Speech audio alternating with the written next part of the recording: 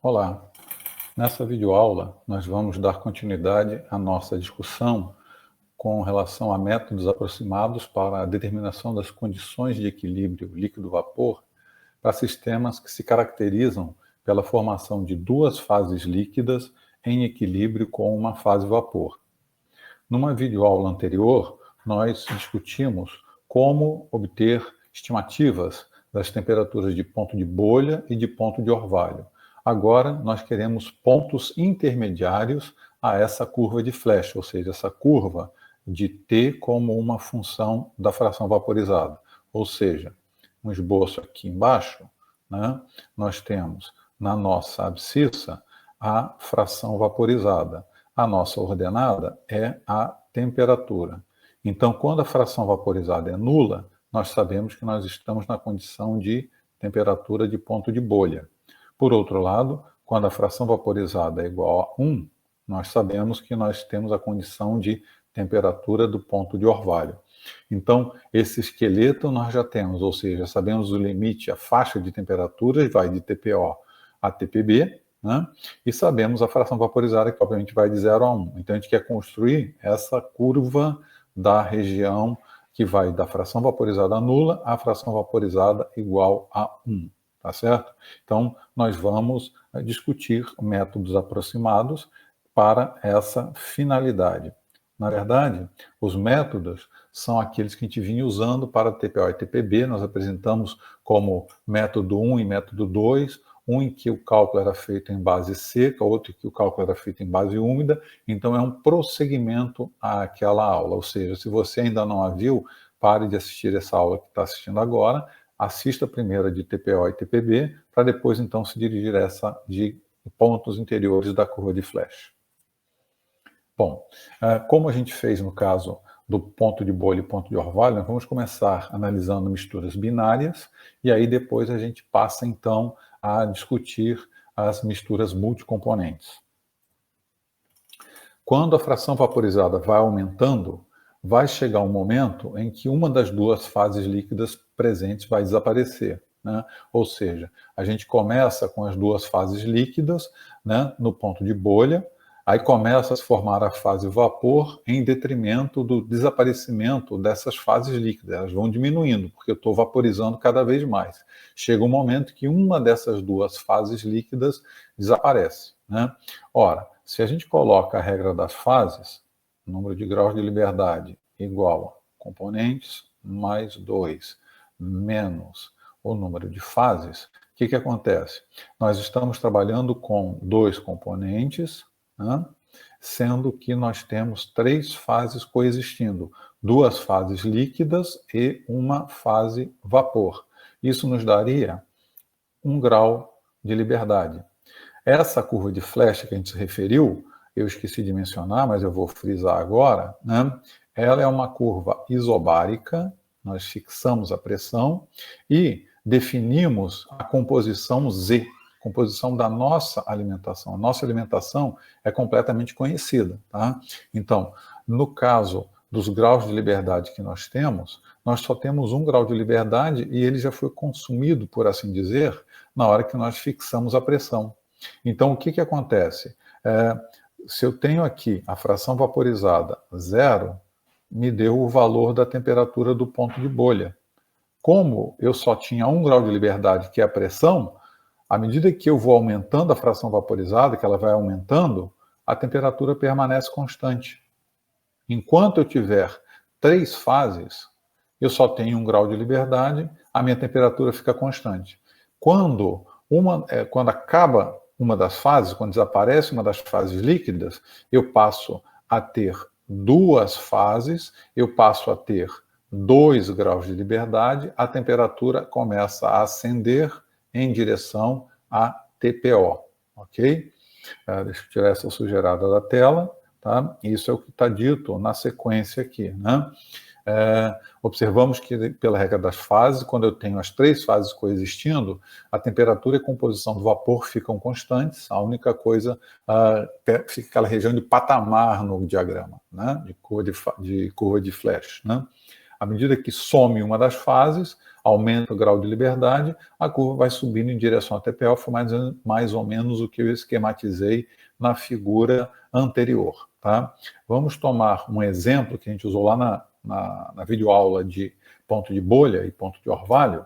Nós tínhamos uma mistura com 60% de água e 70% de N-heptano numa pressão de operação de 100 psia. Né? Lá nós determinamos o ponto de bolha 288.1, 288, e ponto de orvalho de 293 Fahrenheit, certo? Então, o que eu tenho? Esboço da minha curva de Flash, né? Fração vaporizada, 0,1, temperatura do ponto de bolha, 288, temperatura do ponto de orvalho, 293, ambas em Fahrenheit. Muito bem, nós já sabemos o que? A região trifásica vai ser representada por um patamar em que a temperatura é constante. Ela fica constante até um certo valor de fração vaporizada, que nós vamos chamar de fração vaporizada de interseção. Né? Interseção entre a região que é trifásica, aqui nessa região nós temos duas fases líquidas em equilíbrio com uma fase vapor, e depois que atingimos esse valor de fração vaporizada, a curva começa a ascender, porque na verdade uma das fases sumiu, eu passo a ter equilíbrio bifásico, uma fase líquida em equilíbrio com uma fase vapor. Perfeito? Muito bem. Vamos limpar essa tela e seguir com a brincadeira. Na hora que nós calculamos o TPB, se vocês se lembram, nós encontramos que a pressão de saturação total do sistema era igual à pressão total do sistema. Nós descobrimos que na temperatura de 288, a soma da pressão de saturação da água com a pressão de saturação do hidrocarboneto, do C7, fechava exatamente na pressão total 100 psia. Isso caracterizava o ponto de bolha. Né? Então, o que acontece? Isso aponta para a igualdade pressão parcial, pressão de saturação, pressão parcial, P que multiplica Y. Então, basta que a gente divida a pressão parcial pela pressão total que a gente encontra o Y. Aqui a operação ficou extremamente simples, porque a nossa pressão total é 100 psia. Então, foi só dividir 55,9 pela pressão total, fração molar da água no vapor que está sendo formado, e 44,1 dividido por 100, fração molar do hidrocarboneto que está sendo formado. Então, do vapor que está sendo formado, essa é a composição do hidrocarboneto. Então, este é o vapor que está sendo formado na temperatura do ponto de bolha, a partir do líquido de composição 0,6 e 0,4, 0,6 em água, 0,7 em N-heptano. Ora, o que a gente percebe claramente? Para facilitar nosso cálculo, deixa eu limpar a tela novamente, tá? Nós vamos adotar, ao longo dessa videoaula de hoje, uma base de cálculo de 1 mol de mistura sendo alimentados. Então, de acordo com as frações molares que a gente tem, vamos ter alimentados 0,6 mols de água e 0,4 mols de C7. Ora, aqui eu coloquei na minha regra de 3, o que acontece? Eu percebi nitidamente que quem vai desaparecer, a fase líquida que vai desaparecer, que vai ser consumida primeiro, vai ser a fase do hidrocarboneto. Ora, eu estou formando um vapor que tem 44% de C7 e 56% de água, a partir de uma mistura que só tem 40% de C7. Então é óbvio que quem vai acabar primeiro é o C7. Ou seja, o vapor está sendo formado nesta proporção, 0,44 para 0,56. Quando eu vaporizar todo o C7, todos os 0,4 mols, quanto de água vai junto? Uma regrinha de 3 simples, certo? Então, só recapitulando, eu estou pegando a composição do vapor que está sendo formado, que eu descobri no cálculo do TPB, né? Então, 44 de hidrocarboneto para 56 de água. Essa é a proporção que está sendo obedecida. Sendo que eu só tenho, na minha alimentação, 0,4 mols de hidrocarboneto. Quando eles forem vaporizados, quanto de água vai junto? Regrinha de 3 simples, encontramos o valor 0,507. Então, no ponto conhecido como φ de interseção, o que acontece? Nós vamos ter vaporizado todo o C7, 0,4 mols, e junto com ele vão ser vaporizadas 0,507 mols de água para que a composição do vapor permaneça naquela que foi definida no ponto de bolha. Com isso, descobri então o valor de φ da interseção, 0,91. Tá? Lembrando, fração vaporizada é o número de mols dividido pelo número de mols de alimentação. Nossa base de cálculo é unitária, então é 0,907 mols de vapor por 1 mol de alimentação, fração vaporizada 0,907, fração da interseção, tá certo? Ou seja, o nosso gráfico, o esboço qualitativo então do nosso gráfico daria o quê? 288, 293, φ aproximadamente 0,9 seria o φ de interseção. Então, na verdade, a região de patamar se estende até 0,9, 0,91, e daqui é que ela vai subir em direção a 293, que é o nosso ponto de orvalho, ok? Mas como que a gente vai fazer para achar esses pontos que estão faltando, essa subida, né? É o que a gente está vendo agora, como achar pontos adicionais com a temperatura entre TPB e TPO. Então, a gente vai exemplificar com uma temperatura. Tem que escolher uma temperatura entre 288 e 293. Eu vou escolhendo vários valores para construir, então, a curva ponto a ponto. Perfeito? Por exemplo, tomemos a temperatura de 290 Fahrenheit. O que acontece no nosso sistema? Fazendo de novo o esboço aqui para a gente raciocinar um pouquinho, né? 288 é o TPB. 293 é o ponto de orvalho do nosso sistema. Quem começa a condensar aqui, quando eu estou em um vapor superaquecido que vai sendo resfriado, é a água. Tá? Por que a água começa a condensar 293? Porque a pressão parcial da água vai ter igualado o valor da pressão de saturação da água. Na verdade, a pressão de saturação que vai ter igualado a pressão parcial, né? Que a gente está resfriando o sistema, a temperatura está caindo, com isso a pressão de saturação está caindo até que igualou com a pressão parcial. Ou seja, a água ficou saturada, começa a condensar. O que vai acontecendo à medida então que eu vou condensando? Condensa a água, a fração molar de água no vapor diminui, com isso diminui a pressão parcial.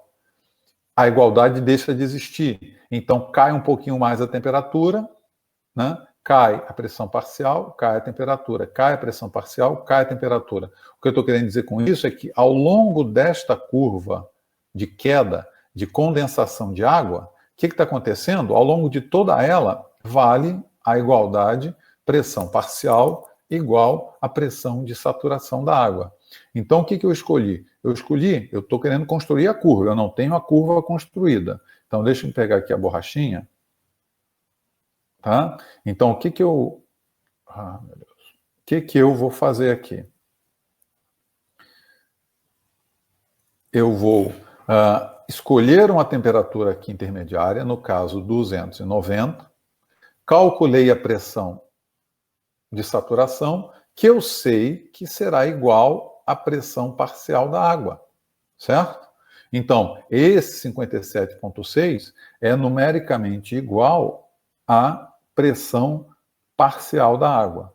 Então, se ela é a pressão parcial da água, 57,6, eu sei quanto vale a pressão parcial dos hidrocarbonetos, que vai ser a pressão total, que é sempre psia, menos o 57,6, me deu 42,4 psia, a pressão parcial dos hidrocarbonetos. Sendo que eu sei que todos os hidrocarbonetos que foram alimentados, eles estão na fase vapor. Né? Por quê? Eles só vão começar a condensar quando eu atingir o ponto da interseção. Então, eu sei que nessa região que eu estou determinando agora, né, todos os hidrocarbonetos alimentados estão no vapor. No caso, é todo o C7, que na minha base de cálculo são aqueles 0,4 mols. Então, eu sei que esses 42,4 PSI, tá? Essa pressão parcial, corresponde a uma fração molar de 0,424. Sim, porque a pressão parcial igual a pressão total vezes o Y, ou seja, o Y é só dividir a pressão parcial pela pressão total, voltando a lembrar que no nosso exemplo a pressão total é 100, então 42,4 dividido por 100 me deu a fração molar do hidrocarboneto, C7, que é a fração molar quando eu tenho 0,4 mols, todo hidrocarboneto alimentado está no vapor. A fração molar da água é 1 menos o 0,424, então isso corresponde a Y mols de água. É só resolver então a regra de 3, que eu vou saber quantos mols de água estão junto com esses 0,4 mols de hidrocarboneto nessa temperatura de 290. E isso me corresponderá ao valor da fração vaporizada, né? Então, 0,4 para 0,424, 0,576 para 0,543. 0,4 mais o 0,543 me dá o total de mols na fase vapor, dividido pela alimentação, que é 1, me dá a fração vaporizada, que corresponde a 290. Então, consegui mais um ponto da região bifásica, em que eu tenho uma fase líquida em equilíbrio com uma fase vapor. Repito o procedimento para outras temperaturas entre TPB e TPO, e eu consigo construir, então, a curva de Flash, completar a curva de Flash, ok? Isso para uma mistura binária. Vamos ver agora como é que vai ficar para o caso de misturas multicomponentes. Aqui, essa é a curva feita com um certo rigor, né? Essa região bifásica fica parecendo como se fosse uma linha reta, mas é mais por uma questão de que a fração vaporizada de interseção, ela deu bastante grande. Então, essa região ficou bem pequena, né? Mas, na verdade, eu tenho que construir ponto a ponto. Não é uma linha reta entre esse ponto de interseção e o ponto que representa o ponto de orvalho, tá? Vamos lá. Mistura multicomponente. Bom, começo com uma observação que, da mesma forma que antes, né, claro, curva de Flash, temperatura, fração vaporizada, qualitativamente falando, algo assim. Ou seja, nós teremos, nesta região inicial, 3 fases coexistindo, nessa segunda região, 2 fases coexistindo. Agora, há uma diferença em que eu tenho um valor para a fração vaporizada da interseção, assim como nós temos um valor para a temperatura em que a interseção ocorre, a interseção entre as 2 fases, né? No caso binário, que nós acabamos de ver, nós vimos que a T de interseção é exatamente igual a TPB. Eu tenho aqui uma região de patamar. É a primeira observação, a primeira diferença que é destacada é que existem 2 fases líquidas na porção inicial, mais a fase vapor, totalizando 3, porém, essa região não é caracterizada por uma linha reta, não é uma região em que a temperatura fique constante, muito pelo contrário, a temperatura vai ascendendo, tá? O que acontece é uma inflexão aqui no ponto de interseção, uma mudança drástica de inclinação, porque eu passo a ter um comportamento diferente, passo a ter 2 fases coexistindo e não mais 3. Uma fase desapareceu. Deixa eu limpar aqui que está atrapalhando a leitura. Nós sabemos que o cálculo do TPO, quando a gente faz o cálculo do TPO, a gente descobre quem condensa primeiro, se é a fase orgânica ou se é a fase aquosa que vai condensar primeiro, né? Isso é importante porque vai, na verdade, definir qual dos 2 métodos de cálculo que a gente deveria utilizar, se o método 1 ou o método 2. Aqui aparece, então, a regra da mão direita, que eu estava falando, uma regra de cunho prática, né, que aponta para o seguinte: quando eu faço o cálculo do TPO e descubro que a água condensa primeiro, ou seja, que na região bifásica, a fase líquida que existe é água, é melhor usar as hipóteses do método 1. As hipóteses do método 1, o cálculo conduzido pelo método 1, levam a um resultado que se aproxima mais do resultado real do que se eu utilizasse o método 2. Então, eu sempre vou fazer isso. Estou trabalhando com um sistema desse tipo, vou usar o método aproximado, a primeira providência para a gente vai ser fazer o cálculo do TPO. Fazendo o TPO, eu descubro quem condensa primeiro, água ou hidrocarbonetos. Se for água, defino a utilização do método aproximado 1. Se for a mistura de hidrocarbonetos, defino as hipóteses do método do 2 como sendo aquelas que vão levar a um resultado melhor, ok? Então, essa é a regrinha da mão direita que nós vamos utilizar nesses métodos aproximados, tá? Para definir qual dos dois a gente deve utilizar. Muito bem. Então, isso posto, quando eu vou pensar em construir a curva de Flash de um sistema multicomponente, eu sempre começo pelo cálculo de TPO, perdão, deixe-me limpar a tela. Eu começo com o cálculo de TPO, depois o cálculo de TPB. Porque quando eu faço o cálculo de TPO, eu escolho, eu vejo, eu descubro, é melhor usar o método 1. Então, eu continuo a usar o método 1 para as outras determinações. Não, quem condensa primeiro são os hidrocarbonetos. Opa, então é melhor usar o TPO pelo método 2 e todo o restante do cálculo vai ser conduzido usando as hipóteses do método 2. Existe uma pequena ressalva que a gente vai ver lá no final, mas em tese é isso. Eu começo pelo TPO, depois TPB, depois eu vou fazer a determinação da interseção.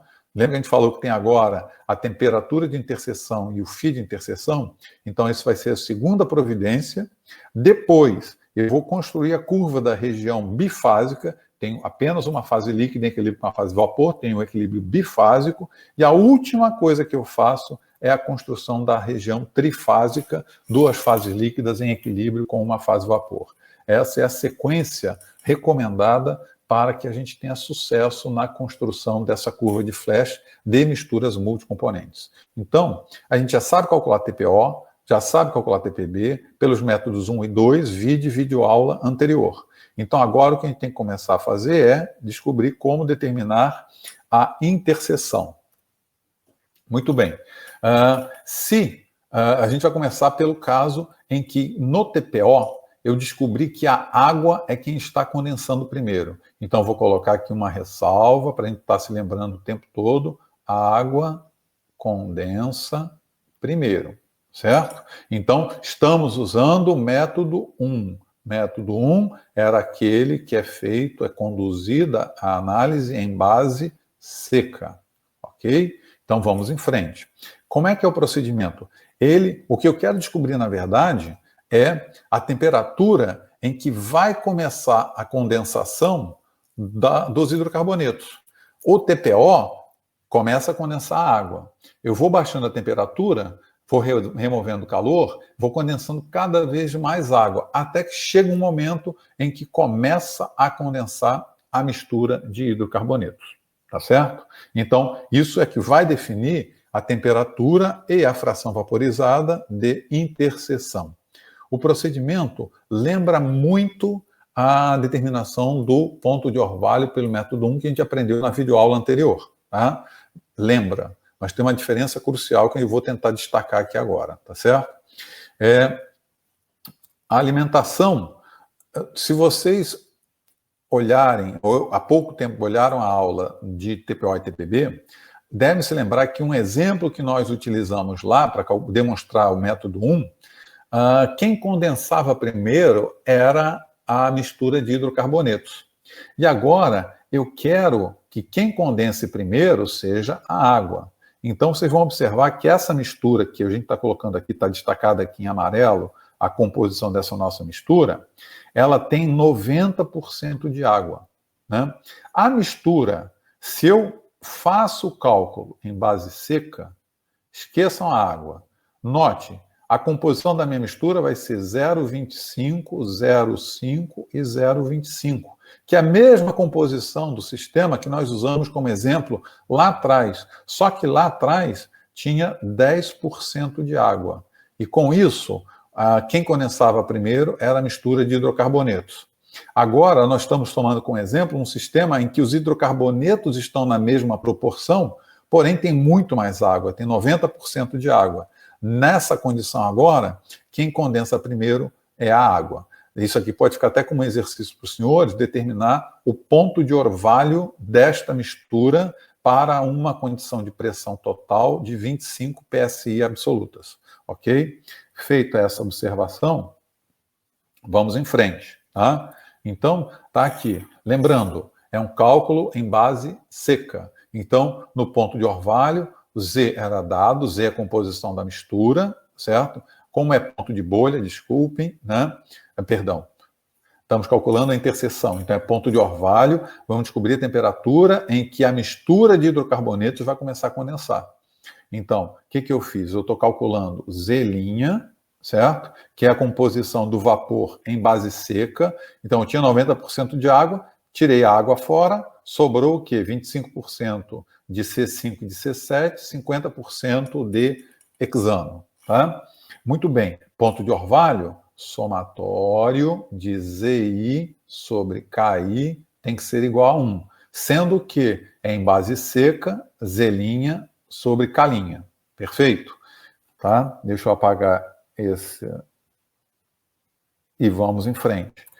É um método iterativo, como a gente sabe, tanto TPB quanto TPO, e aqui é, entre aspas, um TPO, porque a gente está descobrindo um segundo TPO, por assim dizer, que vai ser a temperatura em que os hidrocarbonetos começam a condensar. Arbitramos um valor de temperatura que, obviamente, está entre o TPB e o TPO do sistema, né? Com base nessa temperatura, a gente achou a pressão de saturação da água. Perfeito? Por que a gente está achando a pressão de saturação da água? Porque a gente sabe que a água está condensando primeiro.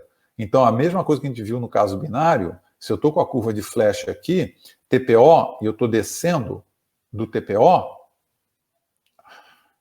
desculpem, se eu estou descendo do TPO, certo? Ao longo desta curva, a pressão parcial da água é igual à sua pressão de saturação, certo? A água está saturada ao longo de toda essa trajetória e a gente está querendo descobrir exatamente este valor aqui, que seria a temperatura e a fração vaporizada em que começa a condensar o hidrocarboneto. Então, eu arbitrei a temperatura, usei Antoine para achar a pressão de saturação da água, que é numericamente igual à sua pressão parcial. Logo, a pressão parcial dos hidrocarbonetos é a pressão total 25 menos 7,5, que deu os 17,5 que vão ser utilizados no cômputo do K.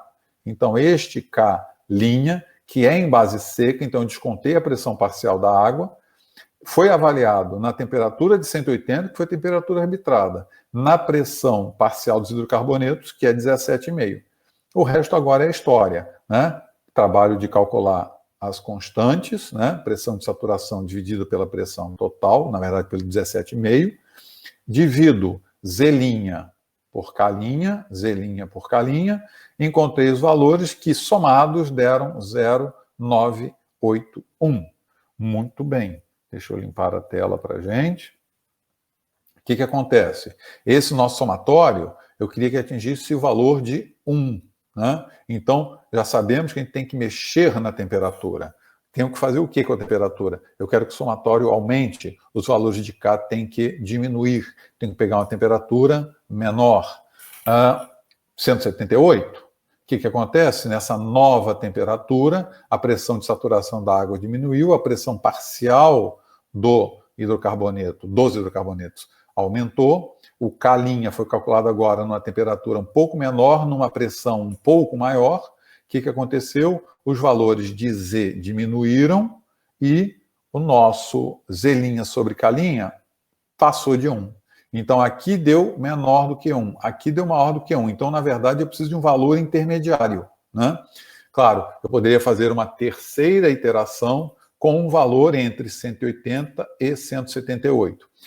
O autor, para ilustrar uma possibilidade outra, né, o que ele fez? Ele fez uma interpolação linear. Ele disse o seguinte: quando a temperatura é 180, o valor da fração do somatório deu 0,98.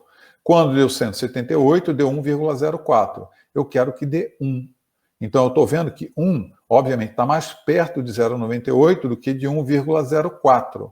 Então, a resposta aqui, resultado da interpolação, ele encontra, se não me falha a memória, a gente já vai ver isso, 179,3 Fahrenheit. Tá? Exatamente, por interpolação, ele encontra 179,3. Mas esse, então, é o valor da temperatura que faria com que o somatório daria aproximadamente 1. Mas o que eu quero é descobrir o valor da fração vaporizada, porque isso Esse T já está até aqui indicado, é o T da interseção. E eu quero saber o valor do φ da interseção. O que eu sei do φ da interseção? Toda a água alimentada, parte está condensada, parte está no vapor. Agora, toda a mistura de hidrocarbonetos, ela está no vapor ainda. Ela está no processo de se iniciar a condensação. Vai começar a condensar a partir dessa temperatura de 179,3. Então, é isso que eu vou utilizar. Na verdade, vou precisar da pressão parcial dos hidrocarbonetos, né? Eu estou vendo que ela está entre 17,5 e 17,8. Então, interpolando entre esses dois valores, o autor vai encontrar 17,6. Então, ele vai fazer o seguinte: 17,6, que é a pressão parcial dos hidrocarbonetos, ela corresponde a 0,1 mols, aquela mesma história. Base de cálculo para alimentação, 1 mol. 90% é água, 10% a mistura de hidrocarbonetos. Então, na verdade, a pressão parcial de 17,6 psia é exercida por 0,1 mols de hidrocarboneto. Para fechar em 25, a pressão parcial da água é 7,4. Né? Então, esse 7,4 está sendo exercido por X moles de água, resolvendo a regrinha de 3, me deu 0,042. Então, nesse ponto, né, eu tenho no vapor todo o hidrocarboneto alimentado, 0,1 mols, junto com ainda 0,042 mols de água. Ou seja, a fração vaporizada da interseção é 0,142. Então, na minha curva de Flash, eu já sei que o ponto de interseção é definido por uma fração vaporizada 0,142, certo? E uma temperatura de 179,3 graus Fahrenheit. Eu já tinha aqui o TPO, já tinha o TPB, agora eu tenho que construir pontos intermediários, mas eu já achei o ponto de interseção.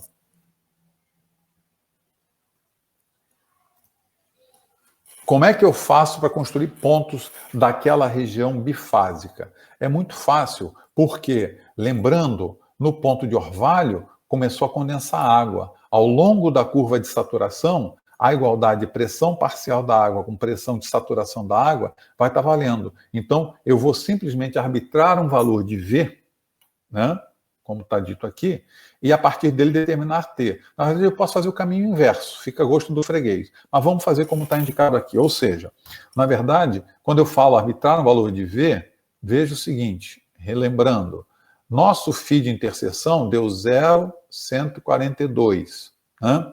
Então, a região bifásica que a gente está falando se estende desse φ até 1. Essa é a região que nós vamos determinar utilizando esse procedimento. Então, lembrando que a minha base de cálculo que eu estou usando F igual a 1 mol, certo? Então, na interseção, 0,14 mols estão no vapor, o restante está no líquido. Quando ele fala para arbitrar um valor de V, eu tenho que arbitrar um valor de V superior a esses 0,14, porque eu estou querendo construir esta região da curva. Então, por exemplo, vamos supor que eu dissesse que V, a fase vapor, fosse 0,5. Tá? Eu tenho 0,5 mols no vapor. Sendo que, como eu alimentei, a minha mistura tinha 10% de água, desses F, tinha 10% de água, não, tinha 10% de hidrocarboneto, desculpem. Então, este F de 1 tem, na verdade, 0,1 mols de hidrocarboneto, que estão todos no vapor. Então, no vapor, se eu digo que eu estou num momento em que o total de vapor é 0,5, eu vou ter 0,1 mols de hidrocarbonetos e, junto com eles, eu vou ter 0,4 mols de água. Perfeito? E, consequentemente, a fração molar de água no vapor vai ser 0,4 mols dividido por 0,5 mols, ou seja, 0,8. Descobri a fração molar da água. Perfeito? Recapitulando, eu arbitrei um valor para V entre o 0,14 e 1. Seria fração vaporizada 0,14, fração vaporizada 1. Estou nessa região bifásica, né? Como eu sei que todo o hidrocarboneto alimentado está no vapor, e a alimentação tinha 10% de hidrocarboneto, eu tenho de 1 mol alimentado, 0,1 mols de hidrocarboneto. Como o total que eu arbitrei é 0,5, tenho 0,4 mols de água. Fração molar de água, 0,4 por 0,5, igual a 0,8. Já vou limpar aqui a tela, que está mais apresentável, né? Desta forma. Note, aqui eu posso colocar os valores sobre eles, né? Ou seja, eu arbitrei para o vapor 0,5, sei que no hidrocarboneto tem 0,1, o N da água, então, é 0,4. Perfeito? O Y da água, então, deu o meu 0,4 por 0,5, que é o meu 0,8. Muito bem, eu sei que o Y da água é 0,8. Eu sei que a pressão total do meu sistema é 25 psia. Então, com isso, eu descobri o valor da pressão parcial da água, que ao longo da região que está condensando, ela é igual à pressão de saturação. Então, eu vou usar Antoine ao contrário, ou seja, ao invés de entrar com a temperatura e calcular a pressão de saturação, eu vou descobrir qual a temperatura que faz com que a pressão de saturação seja igual a 25, que multiplica, nesse caso, 0,8. Com isso, eu descobri a temperatura. Então, eu entrei com V, que na verdade é o φ. Ao arbitrar V igual a 0,5, eu estava arbitrando φ igual a 0,5. Descobri a temperatura correspondente. Então, consegui mais um ponto lá do meu gráfico. Eu tinha TPO, TPB, ponto de interseção. Escolhi um ponto agora à direita desse ponto de interseção. Eu escolhi a fração vaporizada aqui, 0,5. Né? Descobri a temperatura correspondente. Então, descobri um ponto da curva da região bifásica. Repetindo este procedimento algumas vezes, eu construo a curva da região bifásica. Ok? Vamos em frente. Se, ao invés de acontecer isso... Note, aqui a gente deu uma paradinha. Deixa eu voltar aqui. Nós tínhamos construído a curva aqui, faltava apenas a região trifásica, faltava esse pedacinho aqui para a gente concluir a curva de Flash, né? Essa região trifásica, o procedimento de cálculo vai ser exatamente o mesmo, independentemente de quem condensa primeiro. Aqui a gente estava fazendo o cálculo para quando a água condensa primeiro. Quando o hidrocarboneto condensa primeiro, o procedimento de cálculo para esta região trifásica é a mesma. Então a gente vai fechar com chave de ouro vendo a região trifásica em conjunto.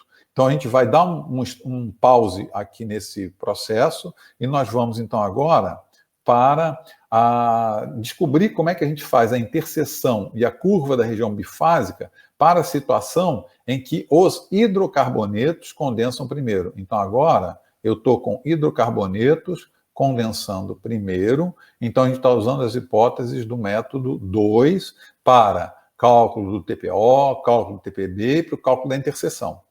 Então, como é que a gente vai fazer agora o cálculo da interseção? Então, lembrando, mudou tudo, voltamos à estaca zero, na medida em que eu fiz o cálculo do TPO, descobri que condensam primeiro os hidrocarbonetos, então vamos usar as hipóteses do método 2 para calcular o TPB, certo?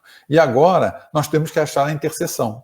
Tá? Como é que a gente faz para calcular a interseção quando quem condensa primeiro é a mistura de hidrocarbonetos, tá certo? Então, vamos em frente. Obviamente, dois fatores vão influenciar, ou duas informações vão ser extremamente importantes para a gente encontrar uma formuleta que permite a determinação da interseção. Primeiro, na interseção, toda a água alimentada está na fase vapor. Aqui é o inverso, né? No TPO começa a condensar hidrocarbonetos. À medida que eu vou descendo, cada vez mais hidrocarbonetos vão sendo condensados, mas a água está no vapor tranquilamente. Quando a gente chega na interseção, vai começar a condensar água. Então, na interseção, toda a água está na fase vapor. Tá? Aqui começa a condensar água, então somente agora, aqui, é que a igualdade pressão parcial da água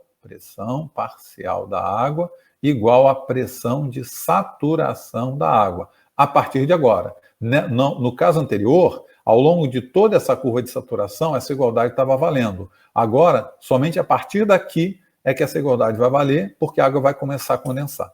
Ok? Muito bem. Então, o que a gente vai fazer, infelizmente, não é descobrir, como no caso anterior, exatamente o valor de T e de φ de interseção. A gente vai conseguir, o máximo que a gente consegue é uma função, como o que eu mostro a seguir. Tá? Note, usando então as duas prerrogativas, né, no ponto de interseção eu vou ter a igualdade entre pressão parcial e pressão de saturação. Certo?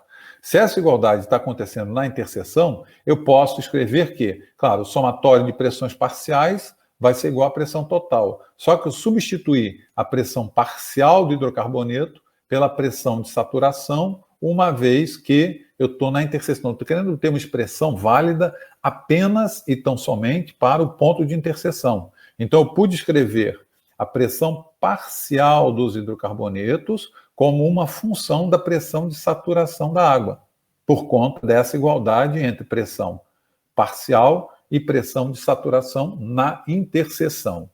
Muito bem.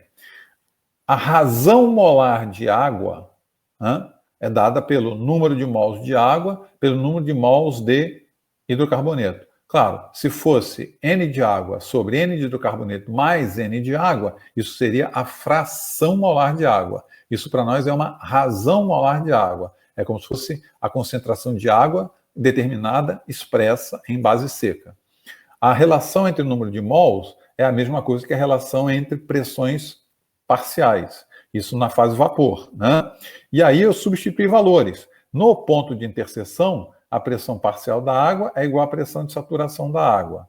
No ponto de interseção, a pressão parcial dos hidrocarbonetos, peguei essa expressão daqui, ó, é igual à pressão total menos a pressão de saturação da água. Então, esta expressão, para a razão molar da água, só está valendo, só é correta escrever para o ponto de interseção, porque eu usei esta máxima daqui.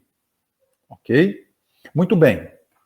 A última informação que vai ser usada aqui agora é o balanço de massa da água, né? Quem está dizendo é que a água alimentada no sistema se divide em duas parcelas. A água que está na fase líquida mais a água que está na fase vapor, tá certo? Só que nós sabemos que se eu estou chegando no ponto da interseção, aqui vai começar a condensar água. Se vai começar a condensar água, na verdade essa parcela é nula. Ou seja, toda a água presente está no vapor.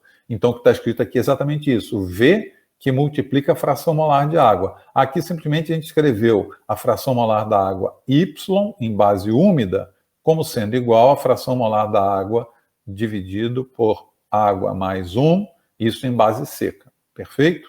Então, usando então esta equação, deixa eu limpar aqui a tela, que está ficando meio bagunçado. Então, se eu pego esta definição do Y, substituo esses valores nesta expressão, eu chego a uma equação simplesinha relacionando a fração vaporizada com a temperatura, né? A pressão de saturação é uma função da temperatura. Para o nosso sistema, nós conhecemos a pressão isobárica, o nosso processo, sabemos a pressão e a composição da minha mistura. Eu sei o Z da água.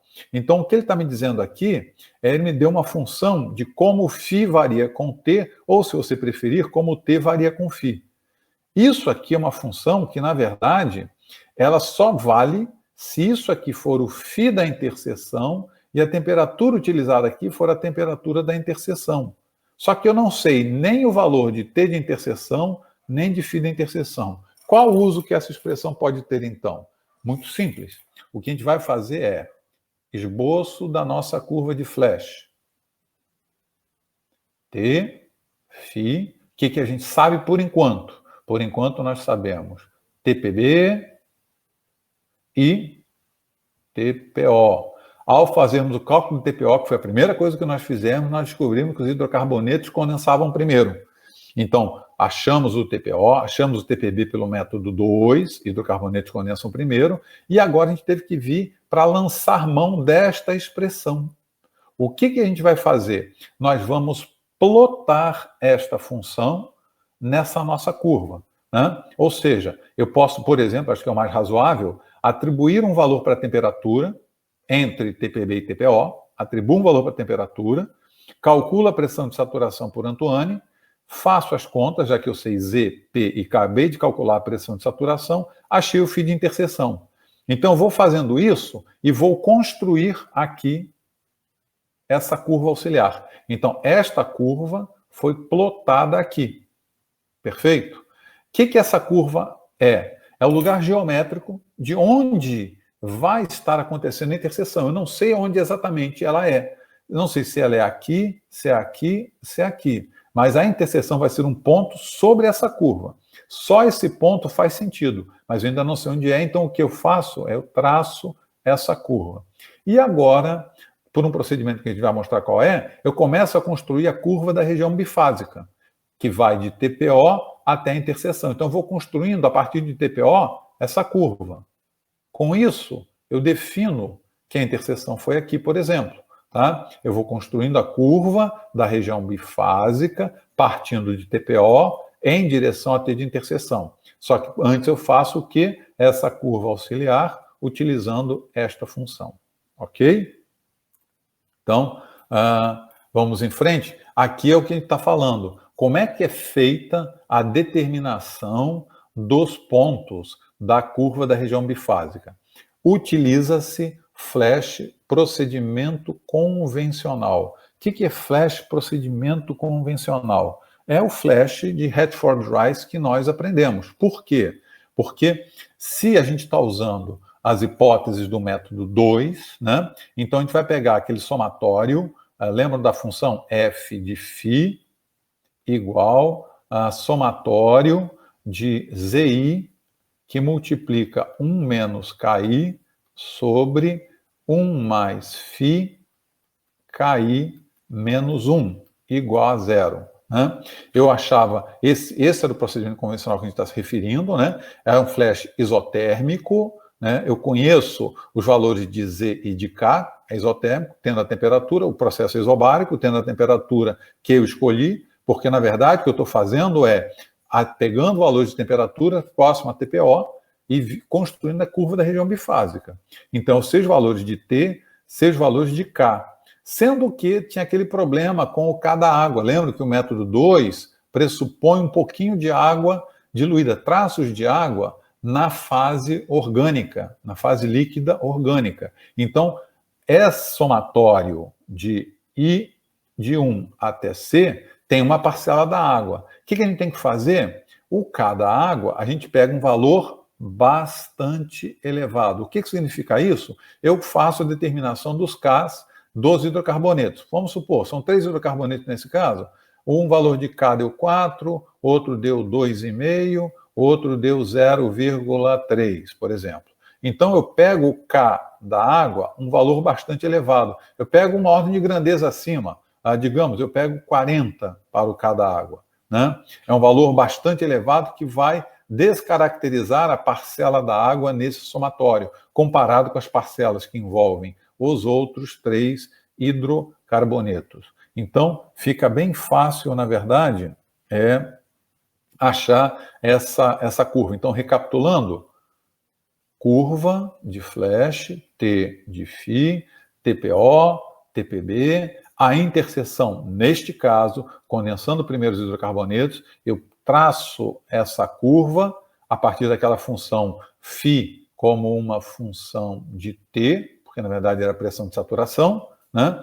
Agora, usando o procedimento convencional, escolho temperaturas, uso o cálculo de flash, acho a fração vaporizada, ponto da região bifásica. Nova temperatura, novo cálculo, acho ponto da região bifásica, perdão. Vou fazendo isso, construindo a curva até que eu descubro qual é a interseção pela tendência da curva da região bifásica com a interseção com a curva que eu já havia traçado a curva auxiliar. O que aconteceu agora? Nós ficamos dependendo apenas da região trifásica. Situação análoga à anterior. Então, vamos ver como é que a gente faz para fazer o cálculo da região trifásica, que é comum aos dois, que seria, aqui na terminologia da nossa apresentação, a curva para a região com duas fases líquidas em equilíbrio com uma fase vapor, a região trifásica. Aqui é indiferente, tanto faz se quem condensa primeiro é água ou hidrocarboneto, ou seja, em outras palavras, tanto faz se eu estava usando as hipóteses do método 1, base seca, ou as hipóteses do método 2, base úmida, de qualquer forma, para esta região, é melhor utilizar as hipóteses do método 1, qual seja base seca. Então, vou usar como se fosse base seca, fazer o cálculo, só não posso me esquecer, quando eu terminar de fazer o cálculo, lembrar que eu estou fazendo o cálculo em base seca. Então, eu vou ter que, ao final, converter de volta para a base úmida. Ok? Então, só para fechar então essa história, essa apresentação, vamos pegar um exemplo desse cálculo. Aqui nós estamos tomando a região de duas fases líquidas, né? A mistura tem esta composição, lembrando que isso aqui, note, voltamos ao sistema com 10% de água. Foi o sistema que a gente usou lá na videoaula de TPO e TPB. Quando essa mistura tinha 10% de água, quem condensava primeiro era a mistura de hidrocarbonetos.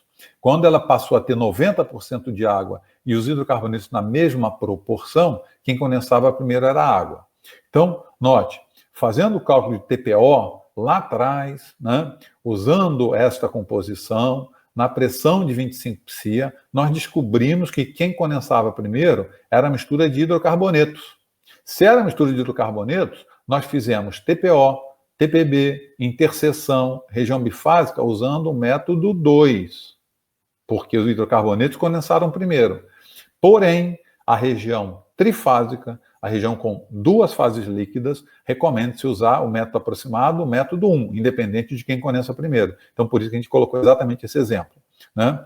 Essa temperatura de 166, obviamente, é uma temperatura entre a interseção e o ponto de bolha, qual seja um ponto na região trifásica. Então, o que a gente fez? Lembrando, o cálculo é em base seca. Então, a primeira providência foi, com a temperatura, achou-se a pressão de saturação da água, que é igual à pressão parcial da água. Então, a pressão parcial dos hidrocarbonetos é 25 psia menos os 5,5 da água. Chegamos à pressão parcial dos hidrocarbonetos de 19,5. Por que eu preciso desse valor? Para poder fazer o cálculo do K. O K é em base seca, é o K'. Então, é na temperatura que eu escolhi para fazer o cálculo do ponto da curva, né? Então, K' é 166, temperatura, pressão utilizada 19,5, porque o cálculo é em base seca. Lembrando que eu também fiz o cálculo do Z', porque todo o cálculo aqui está sendo feito em base seca. Z', tira os 10% de água, isso passou a 25%, 25%, 50%.